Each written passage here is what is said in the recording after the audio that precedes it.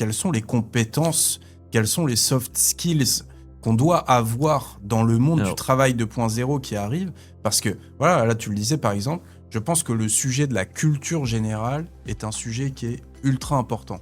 Effectivement, on est en train de déléguer un grand nombre de tâches cognitives à ChatGPT. L'intelligence va se démocratiser un peu partout. Mais par contre, pour garder du recul et un esprit critique sur l'utilisation de l'IA, je pense qu'il faudra continuer, malgré tout, à s'émanciper, à prendre du recul avec l'IA de temps en temps. Il faut continuer à lire des livres, à regarder des films, à regarder des séries, à rester curieux et pas à tout le temps, tout déléguer à ChatGPT. Et c'est en développant, je pense, votre culture générale que vous arriverez à garder un certain recul critique. Qu'est-ce que tu en penses, toi, et quels sont les autres soft skills que tu peux conseiller ? Alors, je ne peux être que d'accord avec ce que tu viens de dire.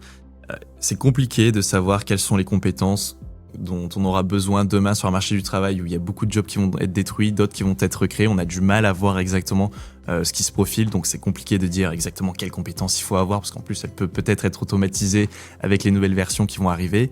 Mais s'il y a bien une chose dont je suis à peu près sûr, c'est une compétence qu'il faut chérir et développer. C'est 1. La culture générale. 2. La culture générale. 3. La culture générale.